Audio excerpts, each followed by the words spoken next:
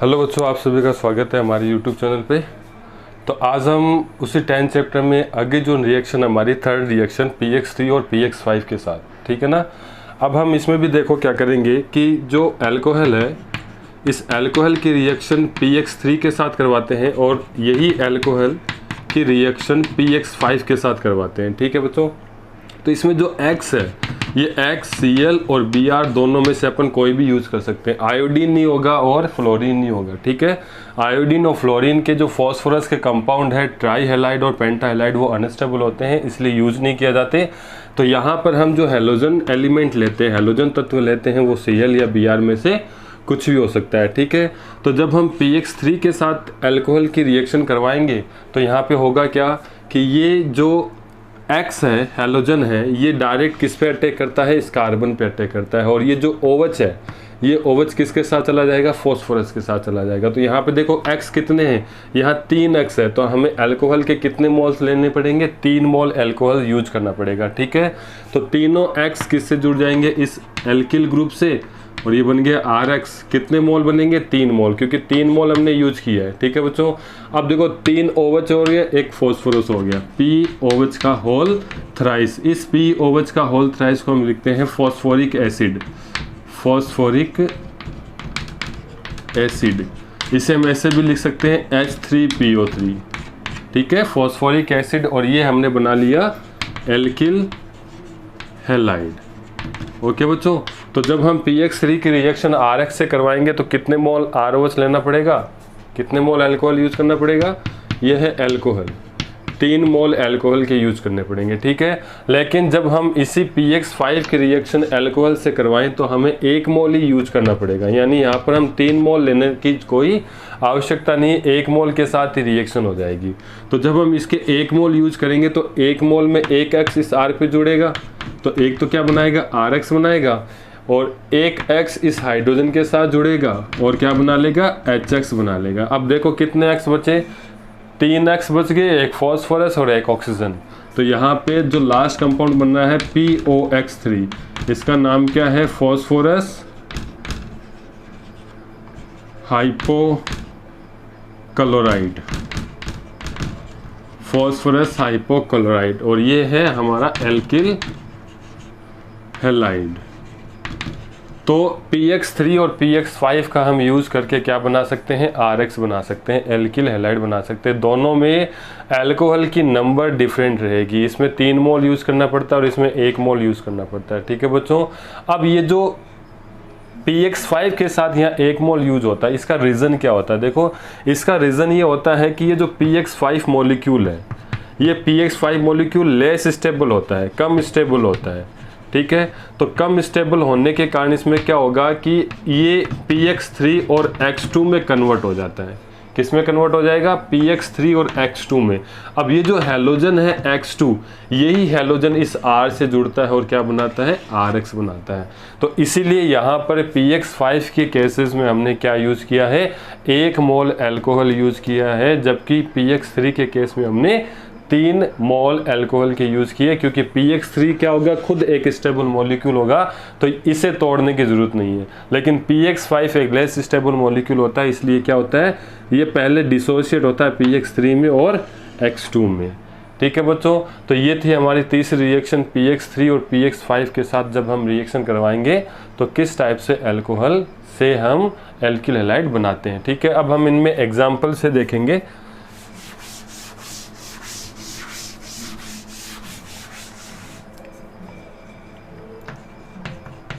देखो CH3CH2OH ethanol है ये अल्कोहल में, प्लस PCl3। देखो X की जगह मैंने क्या यूज़ किया है, Cl यूज़ किया है, ठीक है। तो जब भी हम ट्राई क्लोराइड के साथ अगर अल्कोहल की रिएक्शन करवाएंगे तो हमें कितने मोल लेने पड़ेंगे, 3 मोल लेने पड़ेंगे, ठीक है बच्चों।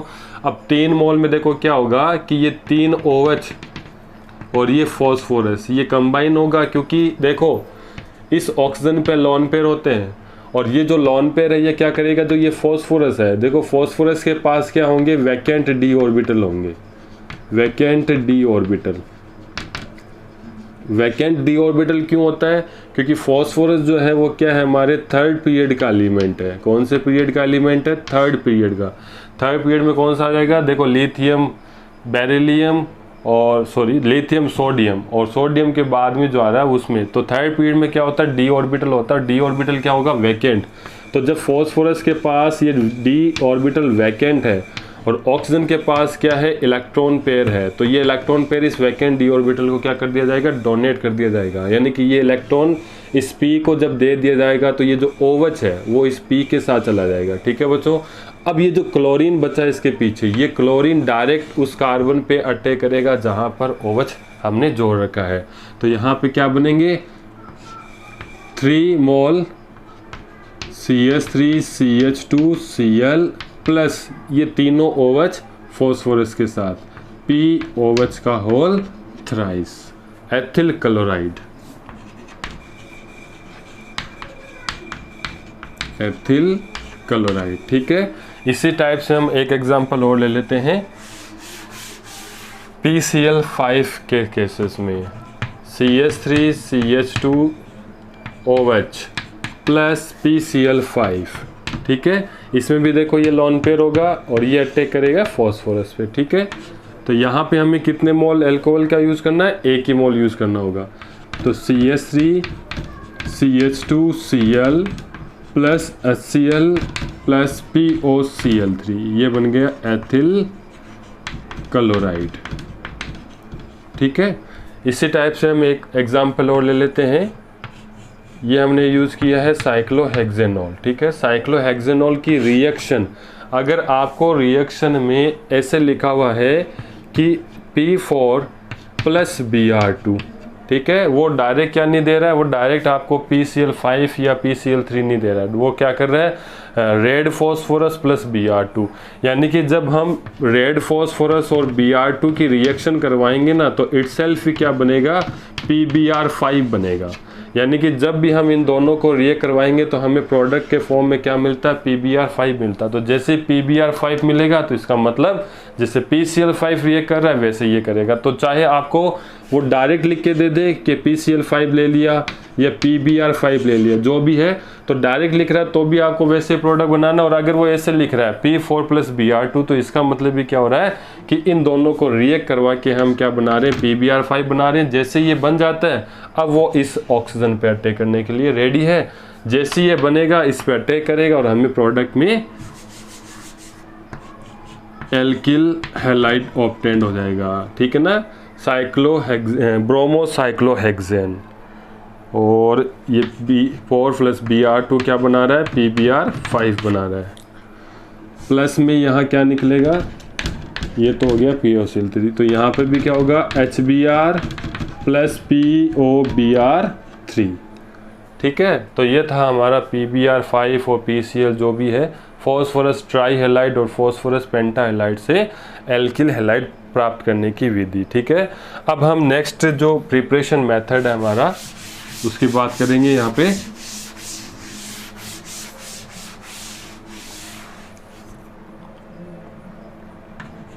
फोर्थ मेथड है एल्कीन पर HX के योग के द्वारा। यानी कि हम एल्कीन पर HX का योग करेंगे तो हमें RX ऑब्टेंड होगा। ठीक है। तो इसे हम लिख सकते हैं addition of HX on alkene, alkene पर HX के एडिशन से। ठीक है। तो हम सबसे पहले एक एल्कीन लेते हैं, सिंपल सा एल्कीन लेनी है हमने। ये एक सिंपल एल्कीन स्ट्रक्चर है जिसमें पाई बॉन्ड होता है, डबल बॉन्ड होता है, उसी को हम क्या कहते हैं? एल्कीन कहते हैं। ठीक है बच्चों। अब यहाँ पे देखो बात क्या हो रही है? पाई बॉन्ड की हो रही है। यानी कि इस एल्कीन में अगर हम ऑर्बिटल स्ट्रक्चर बनाएं तो एल्कीन का ऑर्बिटल स्ट्रक्चर कुछ ऐसा बनेगा, और यहाँ पे कौन से इलेक्ट्रॉन्स आएंगे? यहाँ पे इलेक्ट्रॉन्स आएंगे पाई इलेक्ट्रॉन्स। ठीक है। अब यही पाई इलेक्ट्रॉन इस एल्कीन की योग अभिक्रिया, यानी कि एडिशन अभिक्रिया का कारण होती है। देखो 11th केमिस्ट्री में हमने बहुत अच्छे से पढ़ रखा है कि एल्कीन जो होता है, उस एल्कीन की सबसे ज़्यादा महत्वपूर्ण जो अभिक्रियाएं हैं वो कौन सी होगी? एडिशन अभिक्रिया होगी। एडिशन का मतलब होता है योग अभिक्रिया। योग में एक्चुअल में होगा क्या कि हम किसी भी रिएक्टेंट या क्रियाकारक पर जो भी अभिकर्मक अटैक करवाते हैं तो वो अभिकर्मक क्या करेगा? कंप्लीटली इसके ऊपर जुड़ जाना है, यानी वो कंप्लीट क्या हो जाएगा? ऐड हो जाएगा। तो जब कोई भी रिएजेंट किसी सबस्ट्रेट पर, किसी क्रियाकारक पर कंप्लीटली जुड़ जाता है उसे हम कहते हैं एडिशन। अब एडिशन तभी पॉसिबल होता है जब किसी के पास ये पाई इलेक्ट्रॉन होगा। जैसे ही जिसके पास पाई इलेक्ट्रॉन होगा ये एडिशन रिएक्शन शो करता है। तो एल्कीन जो है वो एडिशन रिएक्शन शो करेगा। अगर इसकी जगह हम एल्काइल ले लें तो एल्काइल में भी बच्चों ट्रिपल बॉन्ड होता है ना, तो ट्रिपल बॉन्ड में तो 2 पाई बॉन्ड होते हैं, तो इसका एडिशन भी पॉसिबल है। तो जिसके पास पाई बॉन्ड होगा वो एडिशन रिएक्शन शो करता है। ये कैरेक्टरिस्टिक रिएक्शन में से एक रिएक्शन है एल्कीन की। ठीक है बच्चों, अब यहाँ पे हमें करना क्या है? एडिशन करना है किसका? HX का एडिशन करना है। ठीक है, चलो HX का एडिशन करते हैं। ये हमने बना लिया HX। अब HX क्या है? खुद पोलर मॉलिक्यूल होता है। पोलर मॉलिक्यूल का मतलब कि X की जो नेगेटिविटी है वो ज़्यादा होने के कारण ये जो इलेक्ट्रॉन होते हैं वो X की तरफ रहेंगे, और X की तरफ होने के कारण हाइड्रोजन पे पॉजिटिव चार्ज आ जाता है और X पर जो होता है वो नेगेटिव चार्ज हो जाता है। ठीक है बच्चों, अब देखो पॉजिटिव वाला तो क्या होगा? इलेक्ट्रॉन डिफिशिएंट होगा, इलेक्ट्रॉन न्यून होगा, इसके पास इलेक्ट्रॉन की कमी होगी, इसके पास इलेक्ट्रॉन की क्या होगी? रिचनेस होगी, यानी ज़्यादा होगा इलेक्ट्रॉन इसके पास। अब ये पाई इलेक्ट्रॉन उस एटम को दिया जाता है जिसके पास पॉजिटिव चार्ज होता है, यानी कि ये पाई इलेक्ट्रॉन किसे अट्रैक्ट करेगा? ये पाई इलेक्ट्रॉन करेगा इस हाइड्रोजन को अट्रैक्ट। तो जैसे ही हाइड्रोजन इसके पास आएगा तो ये पाई इलेक्ट्रॉन इससे H+ को डोनेट कर दिया जाता है। जैसे ही इलेक्ट्रॉन इसे डोनेट कर दिया जाएगा तो बच्चों ये क्या होगा कि इन दोनों कार्बन में से किसी एक कार्बन पे ये H क्या होगा? जाकर जुड़ जाएगा। तो ये हमने H जोड़ दिया इस कार्बन से। जैसे ये H इससे जुड़ेगा तो ये दोनों इलेक्ट्रॉन क्या करेंगे बच्चों? दोनों इलेक्ट्रॉन इस H को दे दिया जाता है। तो जब इस कार्बन का इलेक्ट्रॉन इसे मिल गया तो इस कार्बन पे क्या आने वाला है? पॉजिटिव चार्ज आने वाला है। इसे हम क्या कहते हैं? कार्बोकैटायन। इसे हम क्या कहेंगे बच्चों? कार्बोकैटायन। कार्बोकैटायन का मतलब क्या होता है? जब कार्बन पे पॉजिटिव चार्ज होता है उसे हम कहते हैं कार्बोकैटायन। अब ये जो कार्बोकैटायन बन रहा है ये एक क्या है? मध्यवर्ती है। ये एक क्या है? मध्यवर्ती, यानी कि इंटरमीडिएट। तो ये एक इंटरमीडिएट है।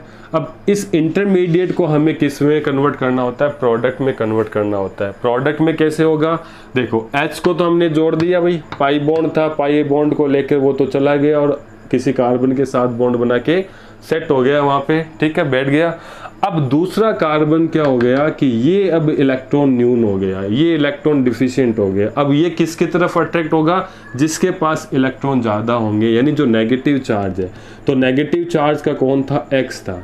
अब जैसे ये कार्बन पॉजिटिव होता है तो ये X क्या करता है? इस कार्बन पे जाके अटैक करता है।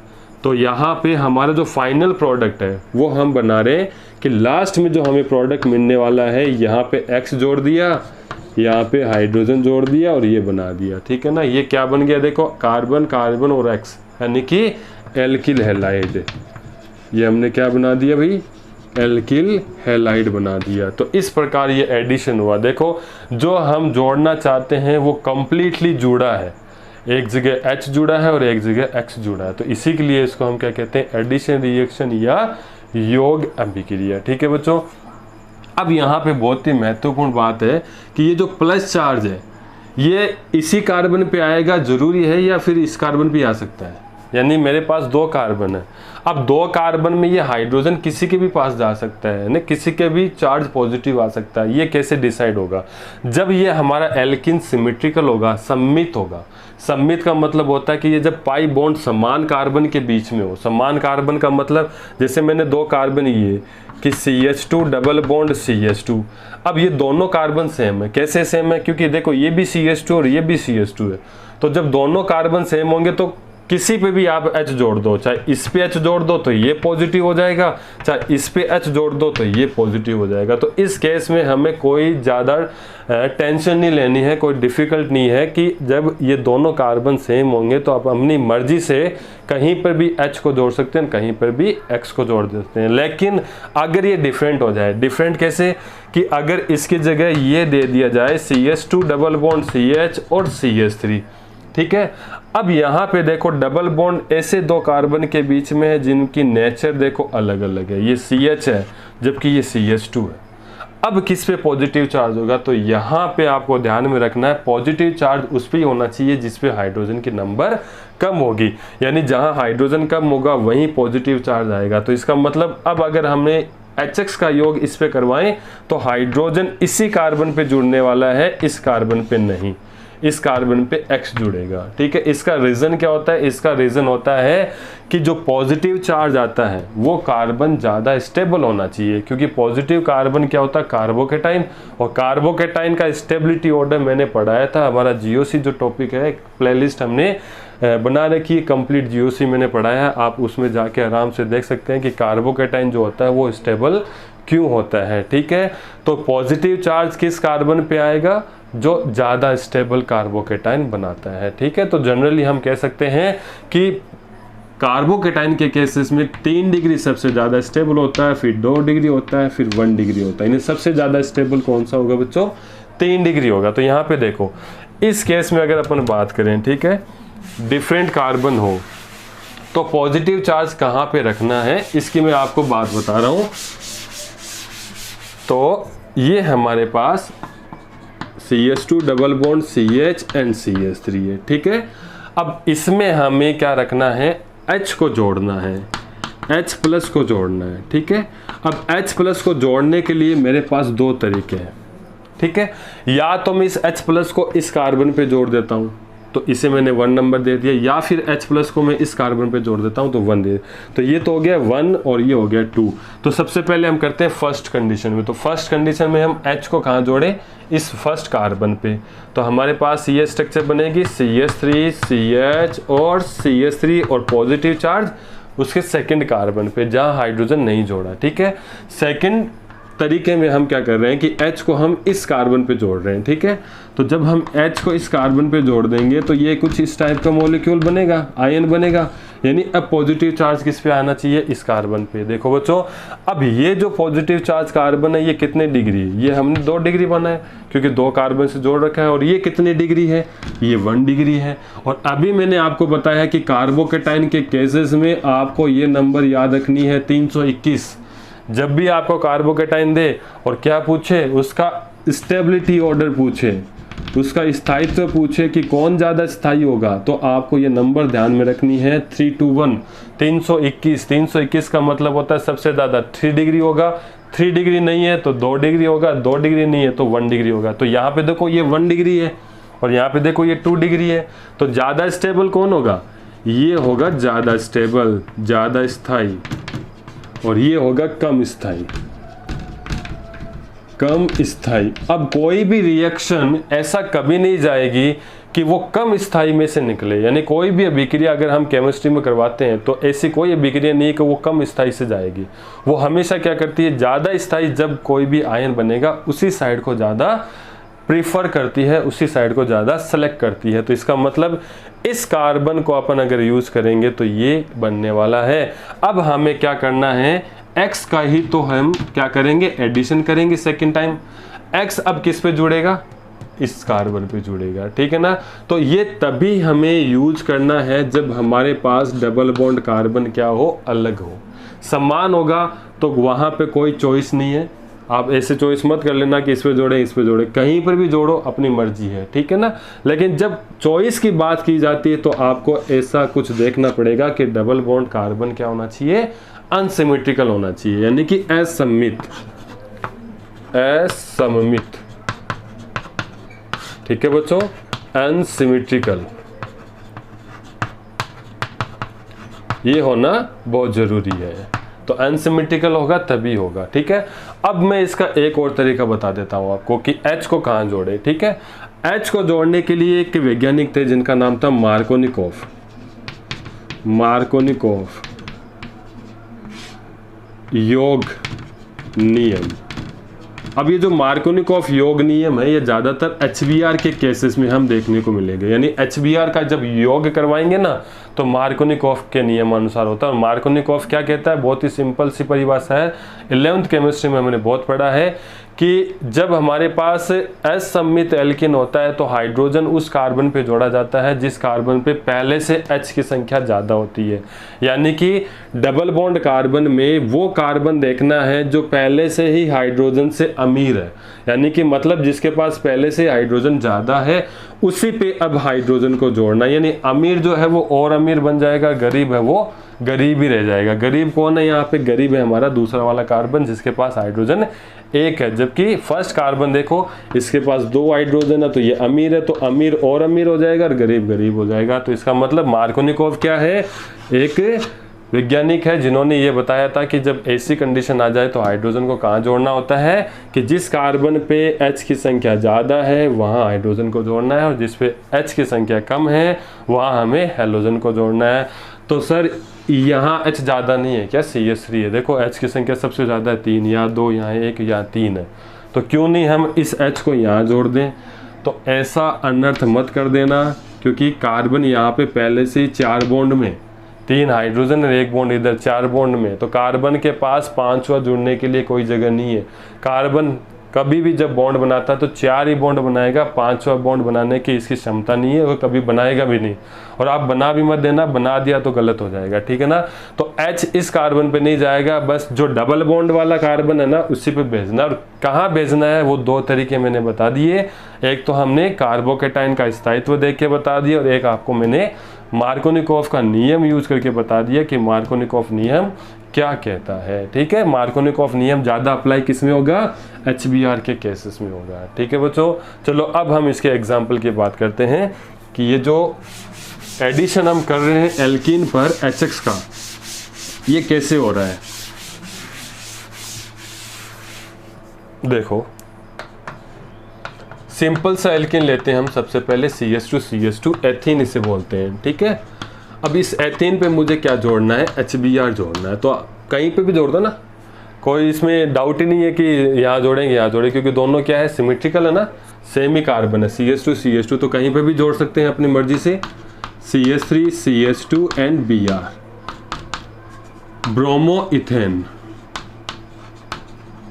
ब्रोमोइथेन, ठीक है। CH3 CH double bond CH and CH3, 2 butene,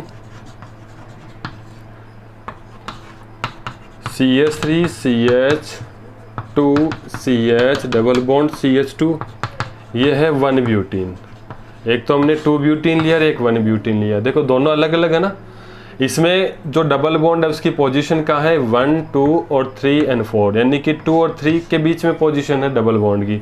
इसमें देखो 1 2 3 एंड 4, 1 और 2 के बीच में, ठीक है।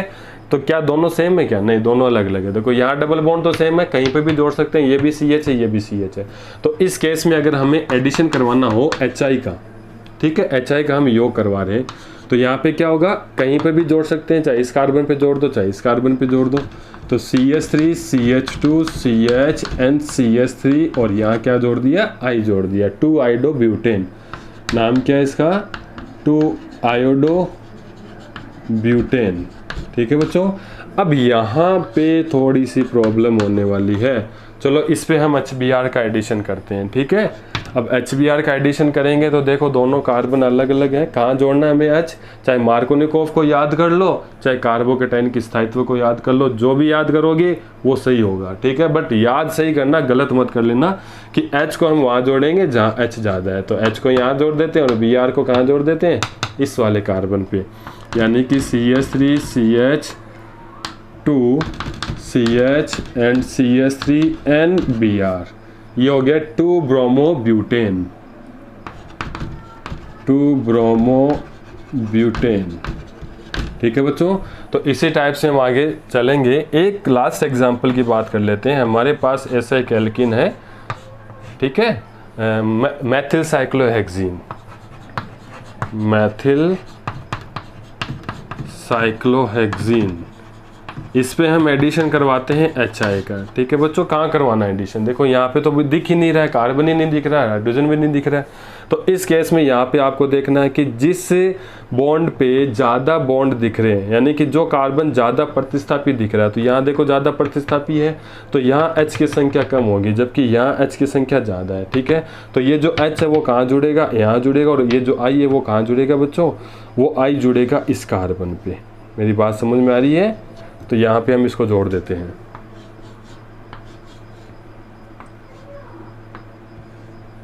ये हो गया CH3, यहाँ पे क्या है? CH3, और यहाँ हमने जोड़ दिया I।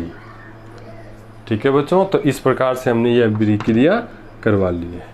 तो ये था आज का टॉपिक हमारा, एल्कीन पर HX के योग के द्वारा हम क्या प्राप्त करते हैं? Alkyl halide. अगर इसी